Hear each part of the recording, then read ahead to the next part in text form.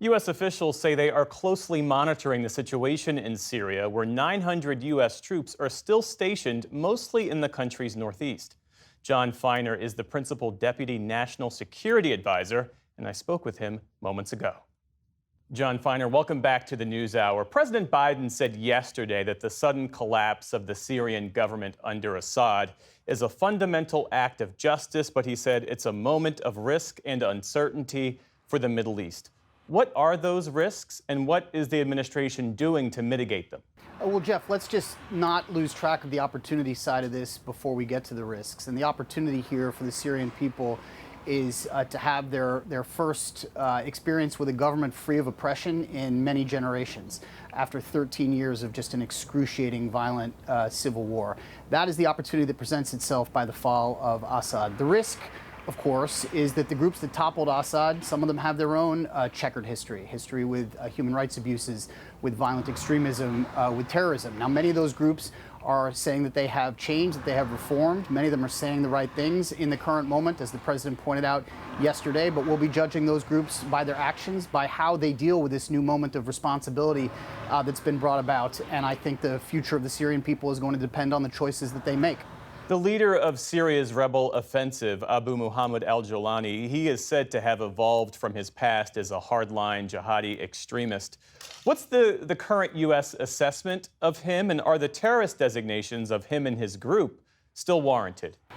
Those designations very much remain in place because those designations are based on actions, not just on words. And so the United States is going to be assessing in real time the choices that these groups make and that their leaders make. Again, we've seen some of the comments made by Jolani and others, some of which we found to be constructive, but it's going to take a lot more than constructive comments to bring about a better future for the Syrian people, a future that includes a government that is inclusive, that's represented by all of the major, that represents all of the major communities that make up Syria's population, and they've got a lot of work to get to that point. The United States will be supportive of that process as it plays out on the side of the Syrian people. On Saturday, as rebels raced toward Damascus, President-elect Donald Trump posted on social media, "This is not our fight. Let it play out. Do not get involved." What is the U.S. interest in Syria, in your view? Well, the U.S. has a number of interests in Syria. First of all, the United States fundamentally believes that the people of Syria deserve a better future than they have had to endure over the course of both the recent civil war and generations of tyrannical rule before that.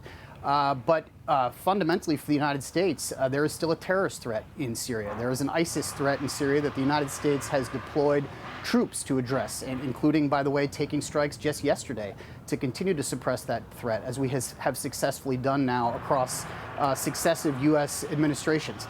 The United States has partners and allies inside Syria, Kurdish groups that we've worked with over a period of years. The United States has partners and allies on the borders of Syria, Israel and Jordan and Iraq and other countries whose interests we are going to try to work with them to uphold. So the United States has a number of interests that converge in Syria, and we're going to stay engaged. But where we agree with what President Trump said is that does not mean the United States should be deploying militarily to engage in the conflict that ultimately led to the toppling of Assad. I want to note for our viewers that background noise, the construction happening there at the White House. It is, of course, a very busy time at the White House. A follow-up question, though. Has the Biden National Security Team been able to convey those views and coordinate, for that matter, with the incoming Trump team, not just on Syria, but on a range of pressing matters from the Middle East? So on the national security side, we have been able to engage in conversations with the incoming Trump National Security Team. I won't get into the details of those conversations, and I wouldn't say they go as far as coordination, but we are keeping them informed of these situations as they unfold. Assad and his family have been granted asylum in Moscow, as we understand it. What does accountability for Assad, who was a brutal dictator, autocrat, what does accountability look like right now for him? Well, we certainly believe that Assad should be held accountable for the crimes that he perpetrated against the Syrian people. Certainly there has been, as the president said, a measure of justice delivered already by the sheer fact of his removal from office. summarily, and the fact that he was forced to get on a plane and fly out of his own country where he has spent his entire life as part of the ruling family. So there is a measure of accountability in that. We'd certainly be supportive of more. I suspect the Russians will have a different view of what Assad's future should look like, so I'd direct your questions to them, but we would be all for Assad being held accountable further for his crimes.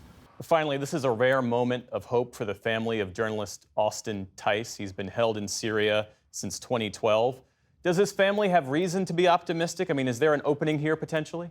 Well, I should say I have known Austin Tice's family, his mom and dad, for now more than 10 years, and had the occasion to meet with them recently, as I have a number of times in my current job and previously. These are good people who have been put through just an extraordinarily terrible set of circumstances, and obviously nobody has suffered more as a result of this than Austin himself, who's now been missing in Syria, held captive in Syria for 12 years. It is our belief, our assessment, that Austin is alive in Syria, and we are going to be doing everything we can to reunite him with his family. Beyond that, we don't have further information to provide at this point, but we are very much seeking information about his whereabouts because he deserves to come home. Jon Finer, Principal Deputy National Security Advisor for the Biden administration. Thanks again for your time this evening. Thank you.